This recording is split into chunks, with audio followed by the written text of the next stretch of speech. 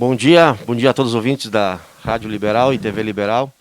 Hoje estamos uma entrevista especialmente com o deputado, senhor Thiago Simon. Primeiramente, é um prazer, deputado, receber o senhor aqui nos estúdios da Rádio Liberal, né? A Rádio Liberal tem uma abrangência enorme no Rio Grande do Sul. Então, eu digo até por mim, deputado, é uma oportunidade porque a gente sabe o trabalho que o senhor vem fazendo, né? A gente acompanha as informações, enfim. O teu pai, né, tem toda uma história, você tem uma bagagem, né, no Rio Grande do Sul, no nosso país, enfim. Então hoje a gente vai conversar um pouco sobre alguns assuntos, sobre as questões, como está o andamento nas Assembleias Legislativas, alguns projetos, questão econômica do nosso estado, do nosso Brasil. Então a gente vai bater um papo aqui para, com certeza, trazer informações, levar informações até os nossos ouvintes. Primeiramente, então, mais uma vez, muito obrigado pela presença e um bom dia, deputado. Olha, uma satisfação imensa estar aqui na Rádio TV Liberal. Nós conhecemos aqui a importância desse veículo aqui em Guaporé, em toda a região. São uma abrangência muito importante. E é uma honra muito grande estar aqui e poder discutir e compartilhar algumas informações, algumas análises em relação à situação do Rio Grande do Sul e do nosso país. Com certeza, deputado. Então, acho que para nós iniciarmos a nossa conversa, vamos partir para... A gente sabe que na política, deputado, né, nós que somos meios de comunicação, a área política ela é polêmica, né? Existem as opiniões, as lideranças, né, a situação, a oposição, enfim. E tem muitos projetos que realmente existem muitas discussões, né? Muitas controvérsias, às vezes as pessoas falam, né? Como está o andamento? O que o senhor pensa, né, do projeto da privatização da Corsan? Como é que o senhor define essa preocupação, né, de algumas lideranças? Como é que está o andamento, né, que está em pauta, né, se não me engano, acho que é, né, deputado? Esse da privatização está em pauta? Ele foi protocolado Foi protocolado agora. agora há pouco, né? O que o senhor pensa a respeito, então, desse processo, do projeto? O que o senhor... como é que é o alinhamento com o governo? Como é que está o andamento dessa questão, deputado? Veja bem, eu acho que a Corsan, ela se insere dentro de um contexto mais amplo que busca realmente a modernização do Rio Grande do Sul, a reforma do Estado. Iniciou junto ao governador Sartori um trabalho muito importante de reforma do Estado, de privatizações, de extinção de uma série de órgãos, de fundações. Por exemplo, uma estatal como a Corag, que era uma gráfica pública, né, que basicamente fazia o diário oficial do Estado, que não tinha mais razão de existir, e foi extinta naquele governo. Né. Foi no governo do Sartori, né? No governo do Sartori, ou seja... Eu tive, desculpa interromper, deputado, eu tive a oportunidade de conhecer a Corag lá em Porto Alegre, então a gente sabe, né, a gente tem as nossas opiniões também, muitas essas estatais, esses órgãos, tem muitas questões, né, que sobrecarregam o nosso, queira ou não queira, é os cofres públicos, que é diretamente a nossa população, não é verdade? Exatamente. E no caso de muitas fundações da Corsan, hoje você vê o diário oficial é feito online, né, ou seja, nem o diário oficial basicamente existe mais de papel. Então, esse trabalho de reforma, agenda do Estado, a questão da previdência pública, que é uma questão sensível e que foi profundamente trabalhada no Sartori e nesse governo, teve continuidade, mostra que realmente houve uma mudança de mentalidade no que se refere à ideologia de governo, tá? Entendendo que o Estado precisa ser mais eficiente, pode executar uma série de serviços através da iniciativa privada e o mais importante é a qualidade do serviço e a modicidade das tarifas ao cidadão. A CE foi uma companhia, né, que também cumpriu um papel, mas infelizmente teve problemas sérios de gestão, teve uma indústria de reclamatórias, se tornou uma empresa com um quadro financeiro muito crítico e foi a CE Distribuidora comprada por R$100 mil. Foi privatizada também.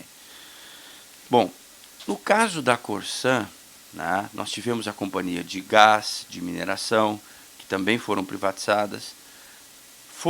A Assembleia autorizou a privatização e durante 2 anos e meio, o BNDES, em parceria com o governo, construiu a modelagem, porque desestatizar uma empresa de energia não é uma coisa tão simples. Não é fácil. Por exemplo, em 2019, nós autorizamos, não é, a desestatização da CE, e a CE GT, Geração e Transmissão, ela vai a leilão agora, nos próximos dias. Tá? Ou seja, há uma complexidade. A minha crítica em relação à questão da Corsã é que, assim, de maneira muito clara, nós estamos vendo um assodamento em relação às etapas necessárias para fazer uma desestatização ou abertura de capital responsável. Isso foi... Por quê? Porque o governador decidiu privatizar a Corsã há 2 meses atrás, aprovou com muito custo a retirada da exigência de plebiscito.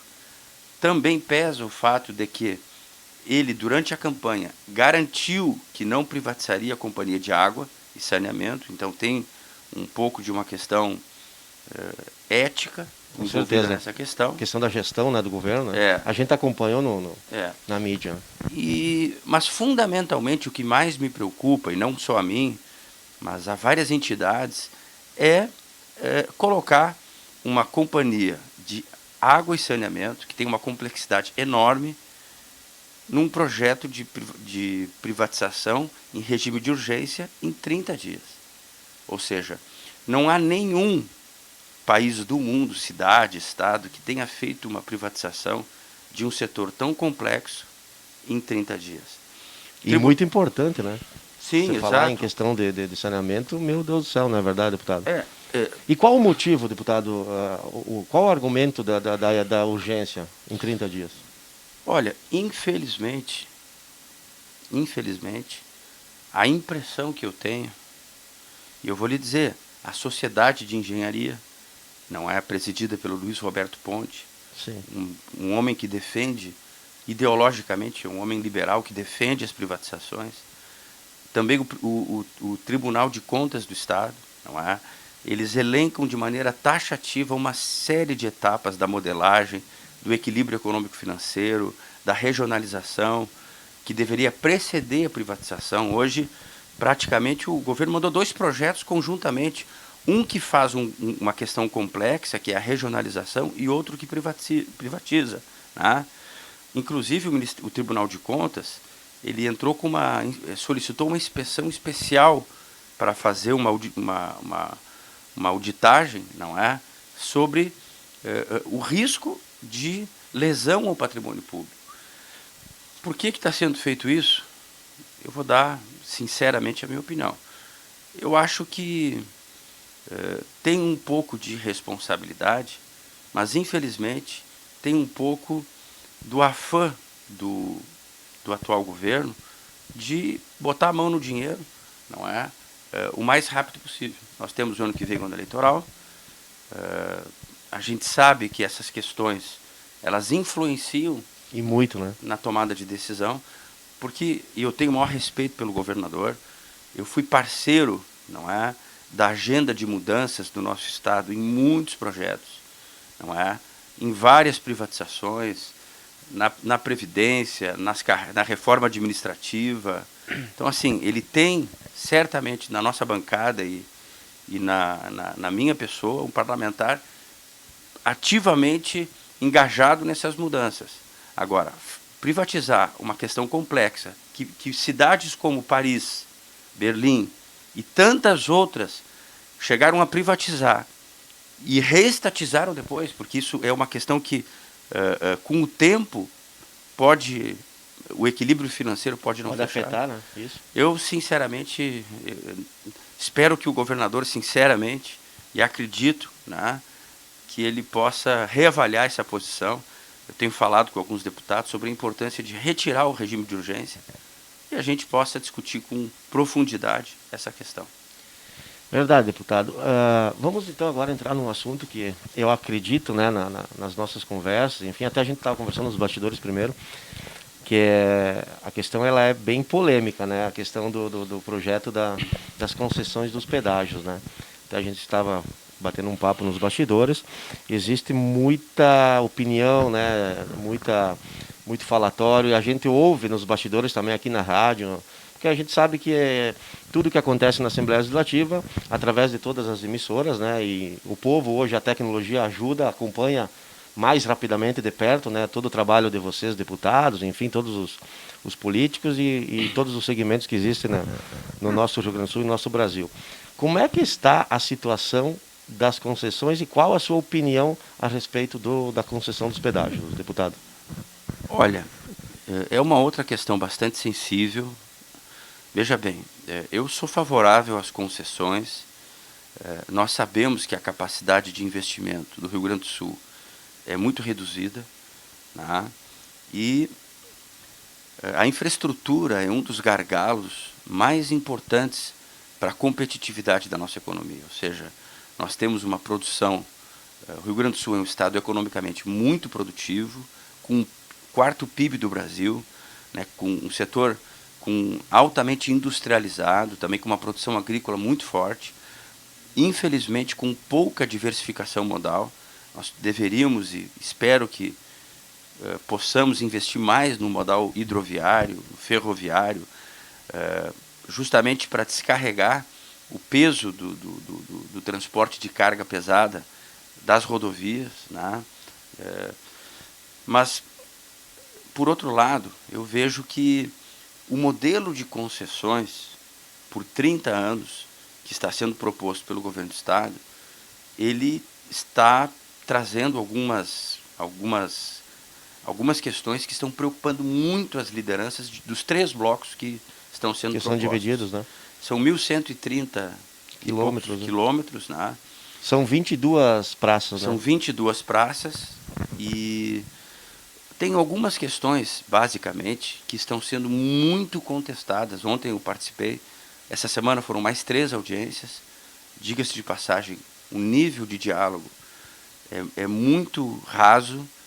Audiências de 2 horas, então se apresentam a 1 hora e tem 1 hora para as pessoas fazerem considerações.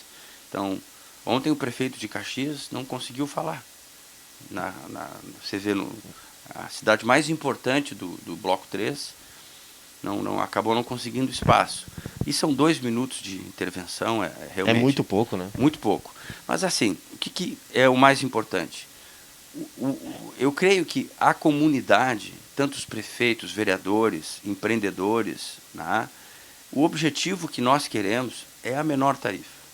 Nós estamos num contexto muito complexo, de perda de poder aquisitivo, saindo de uma recessão longa, né? Nós tivemos desde 2015, 2016, o impeachment da ex-presidente Dilma. A gente vem se arrastando numa crise, né?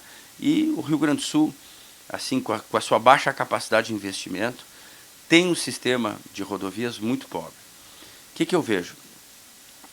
A comunidade quer a menor tarifa, mas o modelo proposto pelo Estado, ele propõe o modelo de outorga. A outorga significa o seguinte: chega em 25%, tem uma trava, né, 25%, quando começa o leilão, tem uma competição para redução da tarifa. Naquela RS Tabaí-Santa Maria, não tinha um modelo de outorga. Deixa eu explicar de maneira diferente. Ela não tinha um modelo de outorga. Então, a competição entre os licitantes, entre as empresas, né, de pedágios, se dava pelo menor preço. Sim. Teve um deságio de 52%. Tá? E o quilômetro tarifário ficou em 0,08. Ficou um preço muito bom. Nesse modelo, ele combina a menor tarifa com outorga e limita o desconto da tarifa em 25%. Quando chegar a 25% de desconto, passa a ter um valor de outorga para o governo. Significa que o que poderia significar uma tarifa mais baixa vai representar um valor que vai ser arrecadado para o governo do Estado, com a justificativa de que ele precisa constituir um fundo e também que ele quer investir em rodovias de outras regiões. Ou seja, quer se arrecadar numa região para financiar investir na outra. Exato. E há um sentimento generalizado de que o objetivo é retirar a outorga. No Paraná foi feito um movimento muito grande. Eu conversei com o presidente da Frente Parlamentar dos Pedágios do Paraná, o deputado Ramanelli, né? E esse deputado liderou um movimento que retirou esse modelo de outorga do Paraná, e eles estão criando um modelo, né, com calção, enfim, um modelo diferente. Então, assim, são muitas questões. Existe a questão do desconto para o usuário do município, existe um degrau tarifário que quer cobrar 30% sobre as rodovias duplicadas, que se acha excessivo. E, em síntese, são muitas questões complexas que, basicamente, é muito pouco tempo, né? O cronograma do governo é justamente publicar os editais no final de setembro. E a gente está vendo que tem várias questões complexas que precisam de tempo para serem assimiladas e discutidas, né? Mas daqui a pouco, deputado, a gente ouvindo e o pouco que a gente acompanha, né, na realidade não faltaria mais, não falta mais diálogo entre o legislativo com o executivo. Não sei o que realmente pode ocorrer, porque na realidade quanto mais comunicação, quanto mais se unem, né, os órgãos, enfim, tenho certeza que no final seria muito mais tranquilo, né? Menos discussões, mais prático, enfim. Daqui a pouco não falta esse diálogo mais da parte do governo? Não, veja bem, o que acontece? O governador Sartori, em 2016, aprovou a lei das concessões, prevendo o menor preço, melhor técnica. Em 2021, foi aprovada uma nova lei, que não teve o meu voto, que instituiu a possibilidade da combinação da menor tarifa e da outorga, né? Então, assim, isso já foi aprovado pela Assembleia. Sim. Nesse momento, o governo não depende da Assembleia. Então, ele tem a prerrogativa de seguir um cronograma, né, onde ele está conversando com alguns prefeitos, com entidades, agora cumpriu a fase das audiências públicas formais, e vários deputados, agora o deputado que preside uma das comissões, o Adroaldo Loureiro, me deu um retorno. Nós estamos querendo levar à Casa Civil uma síntese de algumas questões que nós estamos propondo, né, que contempla a questão da outorga, degrau tarifário, a isenção para munícipes onde tem praça de pedágio. Então, assim, nós temos buscado conversar muito com o governo, né, mas, basicamente, nesse momento, existe uma pressão de muitas lideranças, de prefeitos, de empreendedores, de ACIs, de câmaras de vereadores, né, no sentido de que, realmente, 22 praças, com pedágios, com tarifas muito altas, num modelo que vai sobretarifar regiões para subsidiar outras por 30 anos, me parece algo, assim, está muito claro que a população não quer esse modelo. Então, o que cabe nesse momento é o governo ter sensibilidade para realmente abrir um diálogo mais amplo e não concluir esse processo dos editais até o fim de setembro. Esperamos que sim, né, deputado? Esperamos que aconteça isso, porque a população defende o que é o certo, né?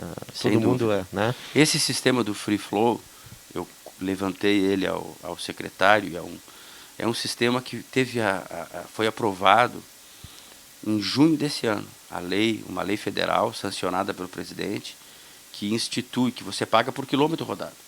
Então é um sistema muito mais justo, muito mais transparente, porque ele é cobrado por pela quilometragem, automaticamente. Se eu não me engano, deputado, acho que tem esse sistema, iniciou lá no país, no Canadá, eu acho. Tem 20 países avançados. Acho que se iniciou, né, lá. Eu me surpreendi, porque durante a reunião se levantaram uma série de óbices, né? Mas falta uma lei que cria obrigatoriedade de todos os veículos usarem. A nossa frota tem muitos veículos informais. Eu fiquei até chateado pela falta de disposição de dizer assim, não, isso é muito importante e nós vamos fazer. Lutar por isso. Né? Então as pessoas que estavam ali respondendo, tinha alguns técnicos do BNDES que fizeram a modelagem. Então o Free Flow é um exemplo, né? Então eu acho muito importante, eu não estou discutindo aqui, nós precisamos melhorar as nossas rodovias, nós precisamos de capital privado, nós precisamos entender que muitas pessoas, o número de mortes por acidente de trânsito é muito grande. Então, Então, realmente melhorar as rodovias do nosso estado é realmente uma questão estratégica para o Rio Grande do Sul, para a economia do estado. Você vê a RE 122, que é o eixo Porto Alegre-Caxias, que concentra 60%, 70% do PIB do nosso estado, né? Aquela descida ali até São Vendelino, realmente a não duplicação, o quanto isso acarreta em prejuízos econômicos, não é? Para o nosso estado. A BR-116, você vê ali no trecho Porto Alegre-Novo Hamburgo, 1 hora naquele trânsito parado custa 4 milhões de reais. 1 hora, 4 milhões. A perda de produtividade das pessoas paradas a cada hora são 150 mil veículos por dia. Então, assim, 1 hora de engarrafamento custa 4 milhões de reais. Então, o prejuízo, né, não estou nem falando da questão, né, do desconforto, do que representa para a vida das pessoas, né, o quanto, mas o prejuízo econômico que nós sofremos pelas péssimas qualidades das rodovias gaúchas é muito grande. Então, eu não tenho dúvida que nós precisamos da parceria privada para poder realmente ter um investimento forte na infraestrutura do nosso estado, mas não desse jeito. Tem que ter discussão. Tem entidades dos transportes que estão questionando os valores da tarifa quilométrica. Então, tem questões técnicas que são muito complexas e realmente assim eu espero, desejo e nós precisamos de mais prazo para poder aprofundar o diálogo, porque são 30 anos que nós muito amplo, né, o assunto. Exatamente. Delicado, né, importantíssimo. É como você falou, então, não é de uma hora para outra que se resolve uma questão principalmente delicadíssima como essa, né? Deputado, vamos falar agora que eu acho não certeza, é um assunto muito importante, a questão da nossa economia, né? Como é que está a nossa economia? A gente veio passando por uma pandemia, né? Infelizmente, né? Atingiu muitas famílias a questão financeira, psicológica. Eu tive, infelizmente, a oportunidade de pegar esse vírus, né? Me comprometeu os pulmões, enfim, não sei se o senhor pegou também? Também peguei. Positivou. Então, acarretou também na economia no nosso estado, no nosso Brasil. Mas a gente sabe o que o senhor falou. A gente sabe que o nosso povo aqui no Rio Grande do Sul é um povo trabalhador, é um povo guerreiro, né? Então, ainda conseguimos contornar algumas situações. Mas o que o senhor pensa, o que o senhor acha agora da economia, da retomada, né, aos poucos, como é que o senhor vê essa situação? Que eu acredito, na nossa opinião, que aos poucos está começando, né? Está se iniciando, né? Os movimentos, né? A questão da vacina está ajudando, né? Nessa questão também o povo está com menos medo de sair. Então, o que o senhor pensa sobre essa questão da retomada da economia, deputado? Olha, eu concordo contigo. Nós tivemos no ano passado um ano muito difícil, né? Tivemos lockdown, tivemos paralisações. O nosso estado, inclusive, sofreu com restrições excessivas da nossa economia. O ano passado, a pandemia tinha um grau menor, bem menor do que esse ano. E mesmo assim houve uma falta de manejo aqui no nosso estado, com restrições muito acima do necessário. É só você ver o resultado do PIB do Rio Grande do Sul, que caiu 7,5%, e o catarinense e paranaense. Santa Catarina, a queda foi apenas 0,9%. É o maior exemplo, né? Gerou 52 mil empregos, com metade da população, e o Rio Grande do Sul perdeu menos 20 mil. Segundo estado que mais perdeu empregos, né? Então, primeiramente, lá em Porto Alegre, o ex-prefeito Marquesan foi muito cruel, fechou empresas de comércio e serviços por 3 meses, enfim, foi muito difícil. Então, assim, o manejo, no sentido de entender que o trabalho não é a causa da morte das pessoas, mas aqui nós estamos numa pandemia viral, né, que ela se multiplica e se expande quase que ao natural. Muita gente que estava em casa acabou pegando, mas obviamente é fundamental que as pessoas sigam os protocolos. Tenham cuidado, usem a máscara, sigam o distanciamento, né? Enfim. No entanto, eu vejo, graças a Deus, que esse ano nós começamos a sinalizar, há uma sinalização de um processo de retomada, como você falou, da confiança das pessoas. Eu abriria um parênteses em março, que foi um ano aqui no Rio Grande do Sul, né? Foi realmente o pico, assim, Cruel, o né? momento mais difícil da pandemia. Mas a gente começa a notar que não só o Rio Grande do Sul, mas o Brasil inicia um processo de retomada muito importante. Já há uma sinalização de alta de 5% do PIB, que é muito importante. Nós temos, né, o setor agrícola, graças a Deus, continua muito forte. Nós temos a liberação de crédito, mais uma rodada de Pronamp, né, para micro e pequenas empresas. E, fundamentalmente, o que você disse, nós temos uma consciência por parte dos governos que trabalhar não mata ninguém. Eu vejo, por exemplo, Porto Alegre. Porto Alegre, o prefeito Sebastião Melo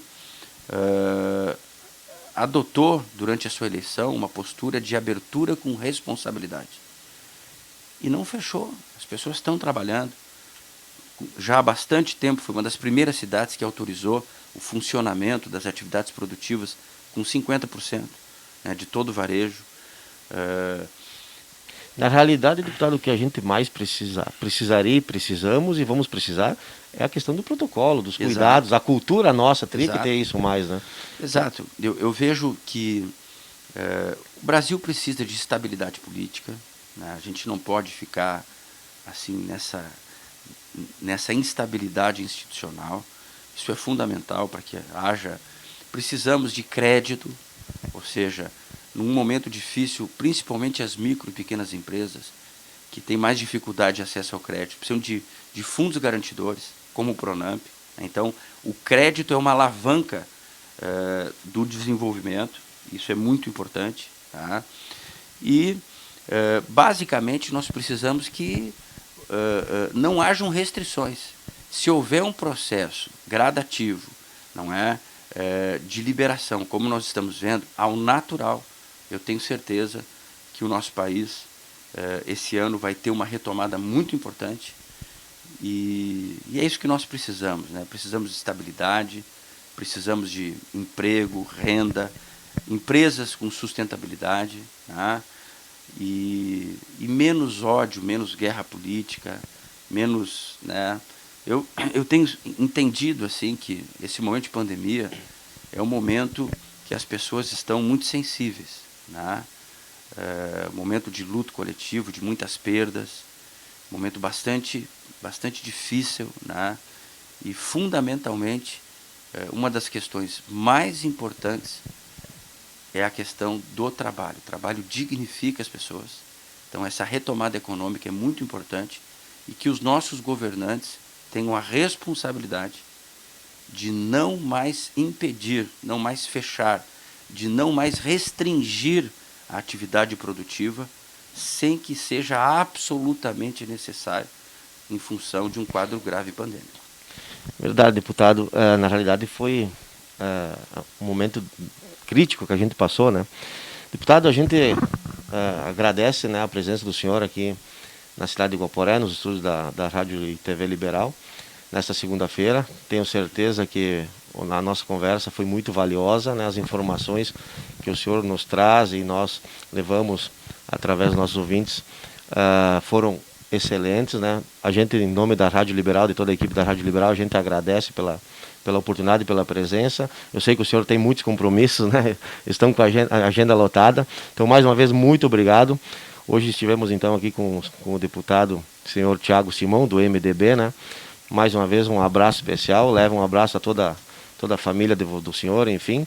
E um bom dia, uma ótima semana para o senhor, deputado. Olha, uma honra imensa estar aqui na Rádio Liberal. Queria, obviamente, deixar o nosso abraço ao prefeito Valdir, ao nosso vice-prefeito Bastian, né, grande amigo nosso, ao Sartori, nosso presidente aqui do partido, ao vereador Jonas, ao vereador Ari, né, e assim, é muito gratificante ver a excelência do trabalho de gestão pública que está sendo feito aqui em Guaporé, uma cidade empreendedora, né, com uma base econômica muito forte, muito definida, e realmente uma honra imensa ver a qualidade desse programa, dessa entrevista. Reitero que foi uma honra imensa estar aqui. Desejo realmente muita saúde e muito sucesso a todos. Deus abençoe. Obrigado, deputado. Um grande abraço.